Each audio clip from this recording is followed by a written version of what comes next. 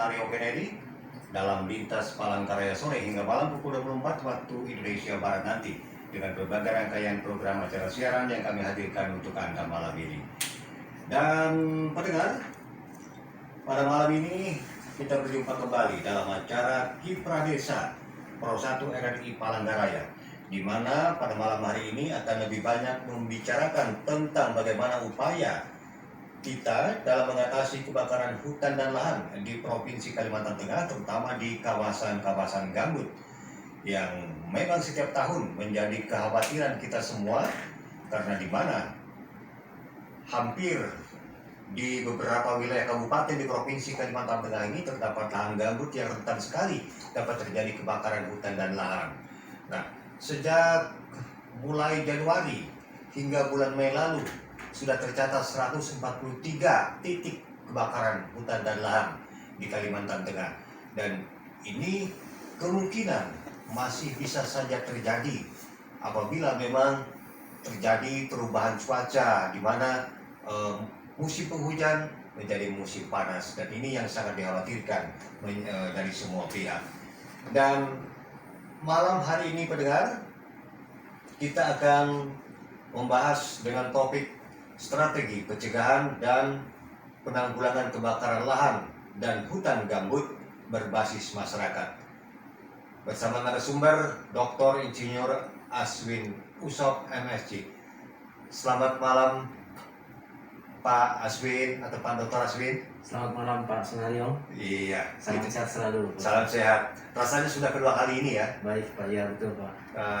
Pertemuan kita yang lalu kita membahas tentang bahasa daerah ya. Betul. Terkait dengan bahasa-bahasa daerah yang memang juga merupakan kekayaan kita selaku warga Dayak Kalimantan Tengah.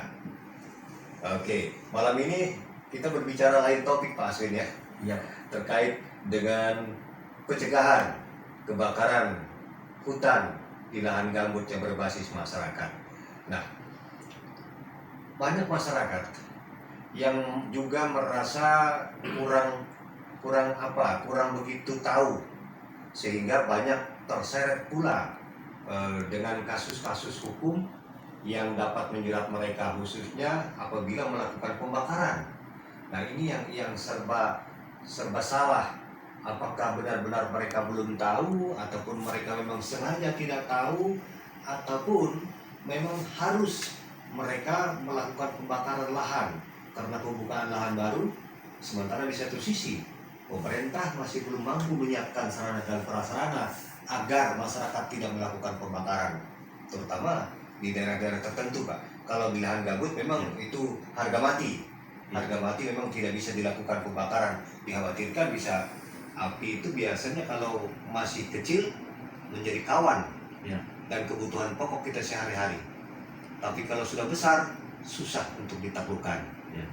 Ya, Pak Aswin, malam ini seperti topik kita yang saya sampaikan tadi, tentu ada kiat-kiat khusus yang mungkin akan disampaikan kepada para pendengar kita. Dan nanti saatnya juga kita undang pendengar kita untuk berinteraksi melalui jalur telepon 0536 3221 779 atau 0536 3221 778. Silakan Pak. Ya. Aswin. Terima kasih, selamat malam pemirsa pendengar dimanapun Anda berada, Pro 1 RRI Palangkaraya. Kami menyampaikan terima kasih kepada Pak Senario Kennedy yang sudah memberikan waktu kepada kami untuk mengisi acara Kiprah Desa dalam Pro 1 RRI Palangkaraya. Pendengar dimanapun Anda berada, bahwa kegiatan ini terselenggara atas kerjasama RRI Palangkaraya dengan Pusat KKN Universitas Palangkaraya.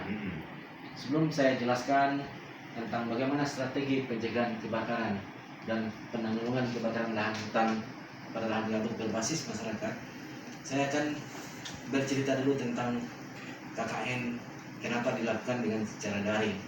Oh iya, benar.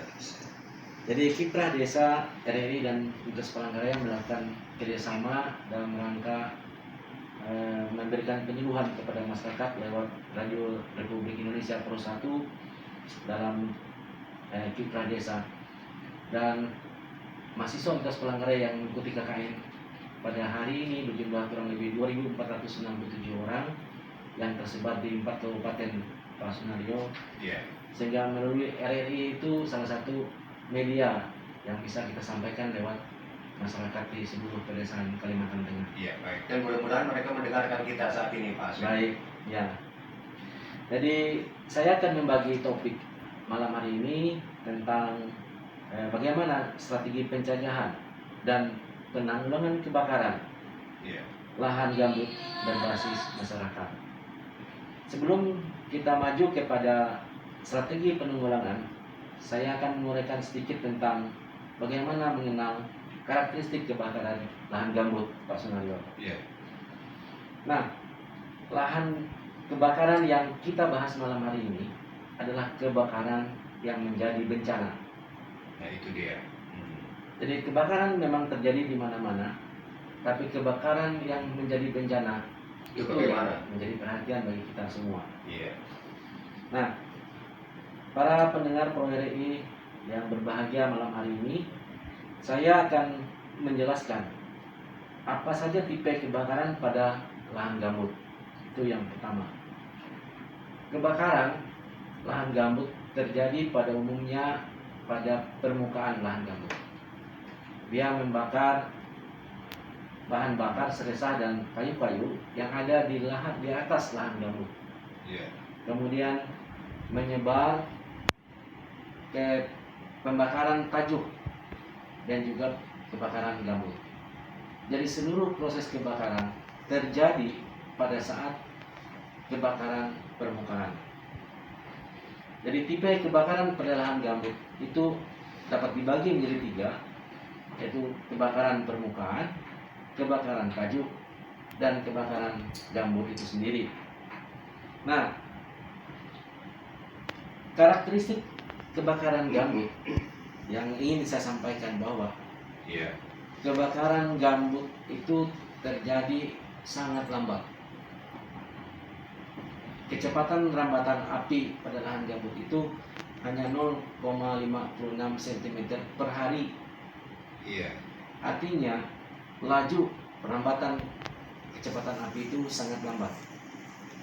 Permasalahan yang terjadi kalau dibandingkan dengan, sering saya bandingkan dengan siput misalnya, maka laju kebakaran itu lebih cepat siput daripada kebakaran pada lahan gambut. Pertanyaannya, kenapa kebakaran ini tidak bisa kita atasi sementara proses itu berjalan sangat lambat? Iya. Mungkin salah satu yang ingin saya sampaikan bahwa kata kuncinya kurang kepedulian kita semua. Kemudian kalau kita lihat lokasi kebakaran lahan gambut, kebakaran yang terjadi pada lahan dan hutan gambut itu terjadi pada daerah-daerah yang terganggu, artinya wilayah di mana hutan dan lahan sudah terganggu. Iya. Kebakaran sangat jarang terjadi pada hutan-hutan yang masih utuh karena moisture atau tingkat kelembaman pada tanah gambut itu relatif stabil dari atas sampai ke bawah. Dan karakteristik yang lain kebakaran pada lahan gambut itu dia terjadi dan berulang di tempat yang sama. Artinya kalau di mana lahan gambut pernah terjadi kebakaran, maka 2-3 tahun berikutnya akan terjadi pada tempat yang sama. Ini memberikan arti bahwa karena kebakaran pada lahan gambut itu Iya. terjadi dengan suhu rendah, sehingga kayu-kayu yang ada tidak mampu disulut oleh api. Iya. Media tempat tumbuhnya tidak ada, akhirnya tumbang, sehingga kayu-kayu yang tumbang itu menjadi bahan bakar berikutnya, sehingga kebakaran terjadi dan berulang di tempat yang sama. Artinya kalau kita tidak melakukan pencegahan dan penanggulangan, maka kebakaran itu akan terus dan terus tanpa henti pada tempat sampai bahan bakar yang ada itu habis. Nah, dari segi tipologi kebakaran atau tempat kebakaran, bahwa kebakaran lahan dan hutan yang terjadi umumnya terjadi di pedesaan, di kiri kanan jalan, di kiri kanan kanal atau di Iya. kiri kanan sungai. Itu hampir 60% kejadian kebakaran terjadi pada zona-zona itu. Sehingga kalau nanti kita lakukan strategi pencegahan, zona-zona inilah yang harus kita jaga. Artinya kalau kita sudah bisa menjaga kiri kanan jalan, 1 kilo kiri kanan jalan, sungai dan kanal, maka kita bisa mencegah kebakaran 60-80% yang terjadi di dalam itu. Kemudian tingkat kekeringan gambut, Pak Sunario ya. Iya. Tingkat kekeringan gambut bisa terbakar itu tidak sembarangan. Dia mempunyai tingkat kekeringan apabila kandungan air dalam tanah gambut itu sampai ke 40% sisanya Pak. 60%. Iya. Baru gambut itu bisa terbakar. Bisa terbakar ya. Artinya tingkat kekeringan ini sangat menentukan tingkat kerawanan gambut yang bisa terbakar. Oleh karena itu sistem pembasahan yang kita lakukan harus dilakukan secara berkala di kiri kanan jalan dan sebagainya, sehingga memberikan moisture atau tingkat kelembapan tanah yang tinggi dan gambut tidak mudah terbakar. Jadi itu salah satu atau beberapa karakteristik kebakaran gambut yang terjadi di Kalimantan Tengah. Iya. Dan waktu kebakaran umumnya terjadi sejak bulan yang paling ini bulan Juni sampai bulan September. Nah, ini waktu-waktu yang sangat penting untuk kita lakukan pencegahan kebakaran lahan gambut.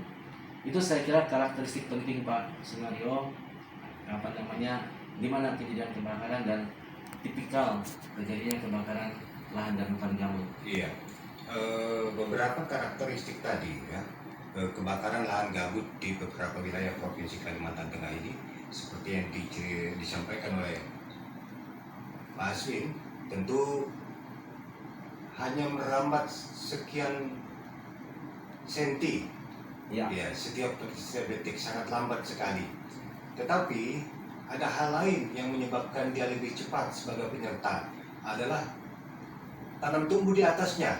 ya, Tanam tumbuh di atasnya apabila dia terjadi kekeringan, maka proses kebakaran itu akan lebih cepat merata di atas dibandingkan di bawah. ya. Jadi kebakaran permukaan di mana serasa dan kayu itu agak berbeda prosesnya dengan kebakaran gambut Pak Sunario. Iya.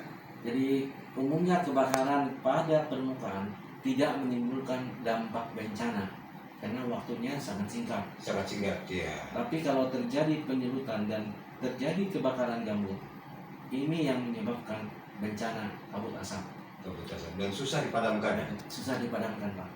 Oke. Karena kalau kita mau memadamkan api pada lahan gambut, ini pada tanah gambut yang terbakar, kita tahu bahwa bak density gambut itu 0,5 mg per cm kubik atau per meter skuarnya.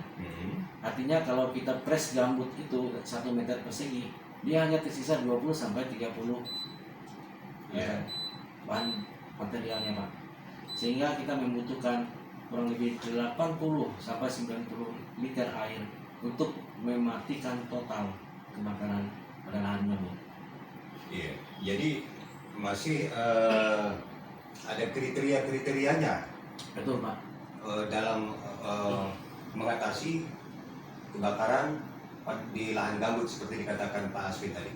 Nah, di Kalimantan Tengah, menurut pengamatan Pak Aswin sendiri, apakah saat ini sudah memang maksimal dilakukan pencegahan terhadap kebakaran lahan gambut Ya, yang berbasis masyarakat? iya.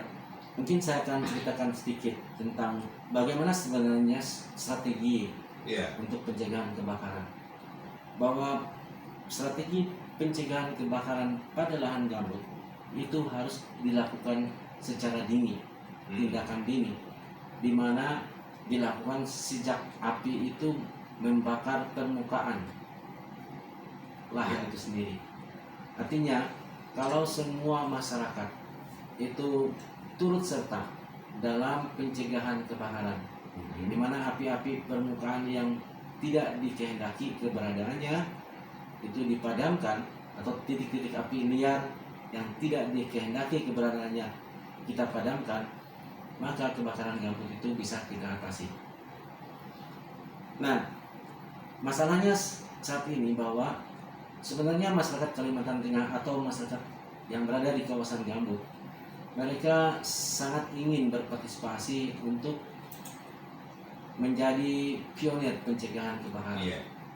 Tapi selama ini mereka tidak memiliki peralatan, tidak memiliki kemampuan, sehingga upaya-upaya yang dilakukan itu tidak cukup, Pak Sunario. Iya. Karena walaupun mereka mau, tetapi tidak mempunyai keterampilan dan peralatan, maka kalau kita memadamkan api lahan gambut itu menjadi sangat berat dan sangat sulit untuk diatasi. Oleh karena itu, pada malam hari ini pemirsa Pro RI 1, bahwa strategi pencegahan atau penanggulangan kebakaran gambut tidak ada lain adalah harus memberdayakan masyarakat di sekitar pedesaan itu sendiri, yang kami sudah menyebutnya dengan kelompok masyarakat peduli api. Iya. Kelompok masyarakat peduli api atau yang saat ini dibentuk oleh tim dari Tagana, penanggulangan bencana daerah itu di masing-masing daerah, desa dan kecamatan itu sudah ada, Pak Aswin. Apakah mereka ini menurut pengamatan Pak Aswin perlu ditingkatkan terkait dengan sarana dan prasarana yang mereka miliki sehingga mereka mampu melakukan aktivitasnya? Betul, Pak Sunario. Jadi masyarakat peduli api atau disebut dengan MPA sudah banyak yang membentuk di tiap desa, termasuk dari tim Tagana, Kehutanan, Dinas Kehutanan, dan juga dari Badan Restorasi Gambut dan Mangrove Republik Indonesia yang sudah membentuk masyarakat peduli api di desa-desa gambut di Kalimantan Tengah. Iya. Permasalahannya yang kita hadapi saat ini adalah bahwa masyarakat kita sudah mempunyai keinginan untuk ikut terlibat di dalam pencegahan kebakaran ini. Iya. Namun di sisi lain mereka kurang diberi fasilitas, kurang diberi pengawasan. Walaupun ada fasilitas, kalau tidak ada biaya operasional dan pengawasan, maka sangat sulit untuk dilakukan mobilisasi dari masyarakat itu sendiri. Karena itu perhatian kita semua, bagaimana setiap desa, bagaimana setiap perusahaan atau setiap lembaga harus memiliki paling tidak perangkat dari pencegahan kebakaran ini, sehingga dimanapun lokasi yang dilakukan ada orang yang melakukan patroli, yang melakukan pengawasan setiap hari, sehingga kebakaran dan hutan dapat dicegah sedini mungkin. Saya yakin dan percaya bahwa titik api yang muncul di setiap desa, kalau dilakukan patroli atau pencegahan oleh masyarakat desa, maka hal ini yang kita dorong supaya kebakaran yang terjadi di semua wilayah desa itu tidak menimbulkan bencana. Iya. Itu saya kira, Pak. Ini strategi yang paling gampang dan paling murah kalau kita bicara tentang strategi pencegahan. Strategi pencegahan terhadap kebakaran Betul. gambut yang hutan. Betul, Pak. Sebenarnya. Iya. Kita melihat beberapa kali peristiwa terjadi ya khususnya di kota Palangkaraya saja, yang notabene hampir 80% kawasannya lahan gambut. Betul ya. Kesulitan pertama menjangkau tempat titik api karena kemungkinan ada sampai puluhan kilometer jaraknya dari tengah kota, sehingga tim atau rekan-rekan tim itu susah masuk hutan ini, Pak Aswin. Ya. Itu pertama kesulitannya. Kemudian kemungkinan juga kesadaran masyarakat ini masih kurang, seperti kata Pak Aswin tadi, dalam hal kehati-hatian terhadap penggunaan api, sehingga dengan mudah bisa terbakar kawasan hutan yang misalnya dari pusat kota Palangkaraya, Bundaran Besar ini bisa 10 km ke dalam sana, siapa ada manusianya di sana dan jalannya pun susah. Nah ini yang jadi permasalahan. Nah, apakah ada kiat lain atau pemerintah membangun sebuah stasiun pompa air? Iya, sebenarnya kalau kita lihat kejadian kebakaran pada lahan gambut itu 100% oleh aktivitas Manusia. Iya. Artinya bahwa kebakaran terjadi itu tidak hanya oleh pembukaan lahan untuk pertanian, tapi juga untuk kepentingan-kepentingan lain. Iya. Nah, dalam hal yang seperti ini, bahwa yang bisa mengontrol itu adalah wilayah itu sendiri. Saya kalau 10 kilo di bagian sana sudah ada masyarakat di situ yang kita bangun, Pak, sebenarnya. Yang selama ini sistem penanganan kita itu secara parsial, artinya hanya ada kelompok-kelompok tertentu yang notabene tinggal di Palangkaraya. Iya. Sehingga tidak ada perpanjangan kaki tangan mereka di daerah-daerah yang rawan bencana. Ini sebenarnya pendekatan yang harus kita lakukan. Kita tingkatkan keterampilan, kita tingkatkan peralatan, paling tidak merubah pola pikir masyarakat untuk tidak membakar yang menjadi bencana. Artinya apa? Selama ini yang menjadi bencana bukan karena pembakaran lahan itu sendiri, Pak Sunario. Iya. Sebenarnya yang menjadi masalah adalah api yang keluar dari pembakaran lahan itu. Kalau asap yang keluar dari pembakaran itu? Bukan, Pak, bukan. Api yang menjalar dari tempat yang dia bakar. Iya, benar. Kalau dia membakar itu secara terkendali, maka tidak akan terjadi bencana. Masalahnya sekarang api yang tidak terkendali keluar dari lahan yang dia bakar. Ini masalah, Pak. Jadi masyarakat kita kadang-kadang membakar saja tapi tidak menjaga. Iya. Sehingga itu yang menjadi bencana kebakaran lahan dan hutan. Nah, kalau semua orang misalnya membakar, katakanlah 1/2 hektar membakar, tapi dijaga, dikontrol, api tidak keluar dari lahan yang terbakar, dari lahan yang dibakar, maka saya yakin tidak akan terjadi bencana kabut asap di Kalimantan Tengah. Ya, benar. Kalau kita amati beberapa kali peristiwa kebakaran ini, Pak Aswin, tentu pada kawasan-kawasan yang memang masih kosong. Betul, Pak. Ya.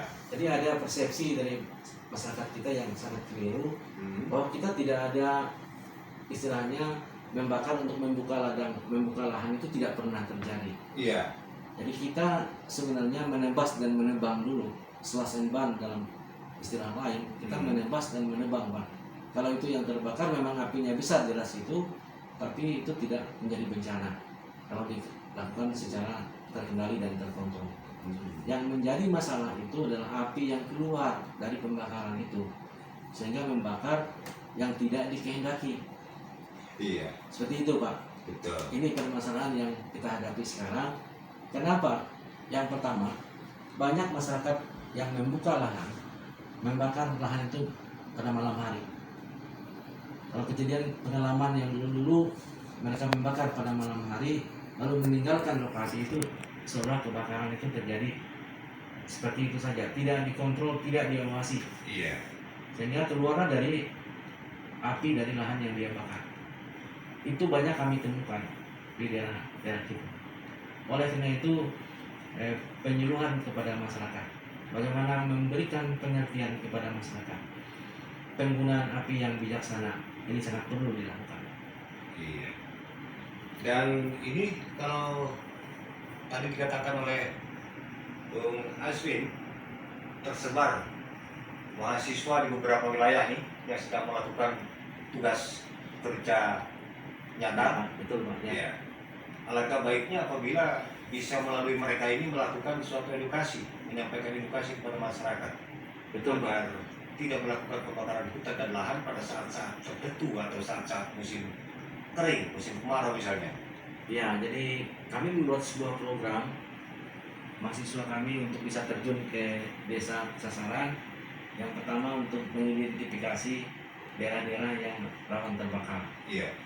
Nah, identifikasi daerah-daerah yang rawan terbakar itu yang pertama adalah daerah yang kebas dan gebang. Itu daerah-daerah yang rawan terbakar dan bisa dipetakan, Pak. Sehingga nanti tim masyarakat peduli api atau disebut MPA bisa melakukan pengecekan secara berkala ke daerah-daerah yang dianggap rawan menjadi sumber jadi kebakaran. Nah, data-data yang kita miliki itu sangat kurang. Partisipasi masyarakat untuk melapor juga sangat kurang dalam hal ini. Nah, mahasiswa rekan kami arahkan ke sana untuk melakukan pendataan, memberikan edukasi sehingga penggunaan api yang bijaksana itu yang kita harapkan, Pak. Iya. Nah, karena ada asumsi di masyarakat Kalimantan Tengah, saya tidak tahu di tempat lain, bahwa membakar itu adalah bagian dari proses produksi. Tidak ada membakar, tidak ada panen. Iya. Nah, sampai sejauh ini teknologi pengganti api yang dilakukan untuk masyarakat itu kita masih kurang. Kita masih kurang ya. Masih kurang. Dan ini yang kita dorong terus supaya setiap pemerintah daerah untuk bagaimana caranya mencari solusi untuk mengganti penggunaan api itu dengan teknologi. Ini yang masih kita dorong, kita lakukan pengkajian sehingga permasalahan kebakaran lahan hutan tidak lagi dikaitkan dengan produksi pangan atau panen dari masyarakat di sekitar desa itu, Pak. Itu saya kira, Pak, semuanya. Oke, baik pendengar dimanapun Anda berada, sangat kurang sekali waktu kita apabila berbicara lebih banyak tentang kebakaran hutan dan lahan ini, Pak Aswin ya. Iya. Iya. Tapi masih ada beberapa episode lagi ya dalam dialog edukasi kita dalam Kipra Desa yang akan kita sampaikan kepada masyarakat